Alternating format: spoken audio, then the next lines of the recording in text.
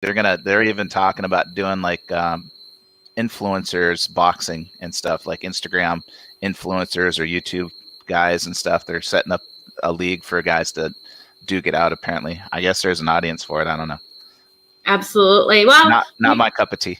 No, and people are paying to watch this, so obviously there is a great audience for this. Both fighters got paid to do it, and I don't know, just not something I was willing to pay to watch last night. So for sure. Let's talk about Jon Rahm and him not being able to complete the tournament this weekend. What was your thoughts on that? Yeah, I saw Patrick Cantlay actually won the tournament, but John was up by 6 strokes, and then he got the late news about being tested positive for COVID, and he was actually asymptomatic. So I don't know if he had gotten the vaccine or not, or whatever the case was, but I think it's ridiculous. But I mean, the PGA does have protocols in place for this type of thing. Everybody's agreed to it. It's very unfortunate.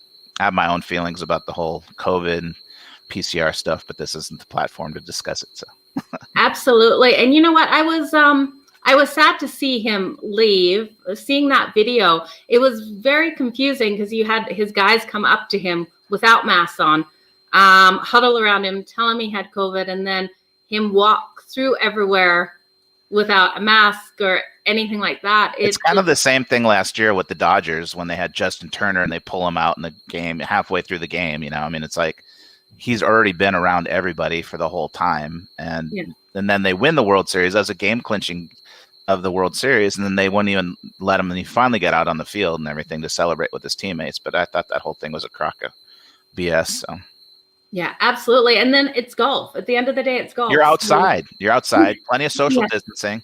He was in the final group. He could have kept plenty of distance, wore a mask, not wore a mask, whatever. He's outside. It's absolutely already proven that you're not going to get anything from being outside. Yeah. So yeah, it was sad to see his reaction. $1.7 million payday was what he missed out on. $1.7 million payday. Wow. Yeah, I would have broke down and cried too. Especially when there's false positives all the time on these COVID tests and stuff. So, but absolutely, it's sad to see. Let's move on to the Lakers. Did you think the Lakers were going to be eliminated by the Suns? At first, I didn't really think so at the beginning of the series, but as soon as Davis got injured, and then you kind of watched how they played, and they just didn't have the heart. I mean, there was no hustle and urgency or anything like that. And LeBron, I don't like LeBron. I'm not a LeBron fan. I'm a huge Laker fan, but I'm not a LeBron fan. And it's just, you know, to walk around, call himself the GOAT. He's got 4 rings. You know, Kobe's got 5. Jordan's got 6. They've never lost in the first round, never lost, you know, in a series in the playoffs, period. So and then it's just his whole attitude nonchalantly after the press conference, after the game, and he's making jokes and stuff like that. It's just, he's 38, you know, just retire then. Yeah, absolutely. And we also saw the Clippers take out the Mavericks last night. Shocker to me. I wanted the Mavericks to move on. So we're now going to see the Clippers face the Jazz, which will be a great matchup. What do you think on this one? I think the Jazz can probably pull it out. I'm not a huge Clipper fan. Mm-hmm. I don't know. I mean, Kawhi is obviously the dominant player. He comes to play and he's the champion, experience in the whole thing. And he pulled out Game 6. Obviously, he willed the team to win. And, you know, obviously they dominated at home in Game 7. But I think just that over the course of the season and stuff, they just have so much inconsistency. I mean, you know, Paul George shows up sometimes he doesn't. You know, I don't know. We'll see how it works out. I mean, Utah's at a full roster right now. Everybody's back from injury. There's, you know, full strength, I should say. And I think it's going to be an interesting series, to say the least. But I think the Jazz will pull it out, hopefully. I'm rooting for the Jazz regardless. I definitely will be rooting for the Jazz as well. I don't know. Clippers are great. Clippers used to be one of my favorite teams, and it's like the Lakers. We get used to just saying Clippers and Lakers, and I want to see fresh teams in there. Well, Clippers haven't gone anywhere before, so that's a new, fresh team in there. Well, I guess it is, but They've never advanced okay, past that's this true. round. I'm Clippers are always on my, I guess, radar. So I watch them too much, I guess. That's more or less what I'm saying. Just the Clippers. I was reading an interesting thing. It said 37 straight seasons a former teammate of Shaquille O'Neal's has made it to an NBA final. And now that LeBron's out, that streak will only continue if Rajon Rondo from the Clippers, Danny Green of Philadelphia, or Jeff Green from the Nets make it to the final series. So I think there's still a decent shot with that one happening. Oh, there is, between Nets, Philadelphia, and Clippers. That's a really strong shot for that to continue through. Yeah, I was kind of shocked yesterday that the Hawks beat the Sixers in Philly. That was a good game, actually.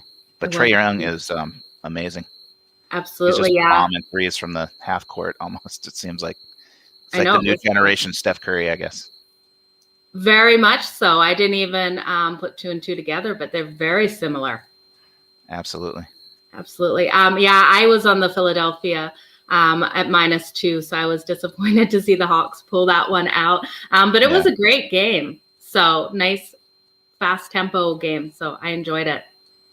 Not a lot of defense in that one. No, not at all. Do you think we'll see more defense in the next?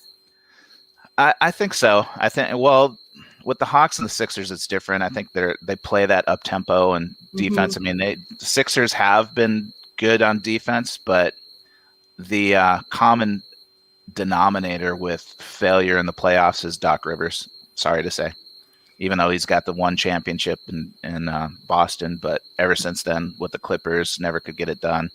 I don't see him getting it done here in Philly either. Okay. You heard it here, you guys. Now, what do you think of the game tonight? We've got the Brooklyn Nets taking on the Bucks. Now, the Nets are the favorite at -1.5, and there's a total of 236. It has moved up from 235.5, so just a tiny bit of movement there. Yeah.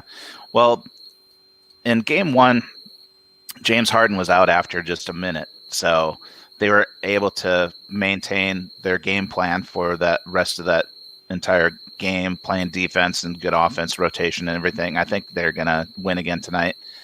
My formulas have them winning by 15. Obviously, you take Harden out of the mix, but I think 1.5 right now that I've seen is definitely something I'm going to be taking tonight. And then as far as the points go, I have that projected total around 230. Right now it's at 235.5. So I'll probably be on the under as well. Be on the under in that. I like it. I definitely do. I could see both of those hitting on the side and the total. So I really like the under. I'm seeing I can get 236. And there's actually a 236.5 floating around at -118. So nice. I kind of like that too, just getting off that solid point. Yeah, depends sometimes. I think a lot of the times with these games, a lot of guys like never lose by the hook, never win by the hook or whatever type of thing. And if it's 236 at -110 or -108 or -105, whatever I can get is usually what I'll take. Because if it's going to come in under, it's going to come in under. I mean, rarely it does happen where it's by a half a point or whatever, but you're paying the bookie extra juice for that, something that's probably not going to happen. Yeah, you absolutely are. So I totally understand it. Yeah. At -118, I like it. Anything higher than that, I don't. So that's kind of my rule. If I get under that -120 for that little bit of extra insurance, I will get it. But I agree with you. You don't want to pay too much extra juice on those. No, because your break even over time actually dwindles considerably. Yeah, exactly. How did you do this weekend? I did really well, actually. I had a couple of WNBA games. I hit all the NBA games as well as, and then obviously with some of the hockey as well. I did pretty well. Excellent. I don't know what my exact total was, but I know that I had a lot of green. That is all we all want, is just a lot of green. So yeah, it was definitely a great weekend here as well. We've got some great hockey games coming up tonight. What are you personally going to be watching tonight? Well, tonight I'll be taking a look, obviously, at the games with the Nuggets and the Suns. I think that's going to be a good series. I haven't quite handicapped that fully yet. So, but also the hockey games are always intriguing. Absolutely. We have game 4 for the Montreal Canadiens, Winnipeg Jets. We're looking for Montreal to get a sweep. You guys join me later on Hustle and Grind. I will be discussing this, if they can get this sweep or not, and my bet on it. Again, I haven't finished handicapping this either. This is going to be an exciting game, though. If you're going to watch one hockey game, make sure you watch that one tonight. Yeah, definitely. Yeah, it will be great. I see the Lightning are up 3-1 over the Hurricanes. I think they're the clear favorites to come out of the East. I think the Vegas with Colorado's tied up at 2-2, so I think that's going to be a go down to the wire type of game.